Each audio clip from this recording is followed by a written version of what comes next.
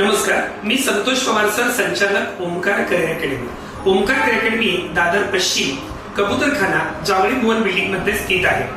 Omkar career academy गेली 20 वर्ष UPSC, MPSC, staff selection commission, railway, सरळ सेवा परीक्षा, तलाठी भरती, पोलीस भरती यासारख्या सर्व शासकीय नोकरीसाठी आवश्यक असणाऱ्या स्पर्धा परीक्षांना मार्गदर्शन करीत आहे.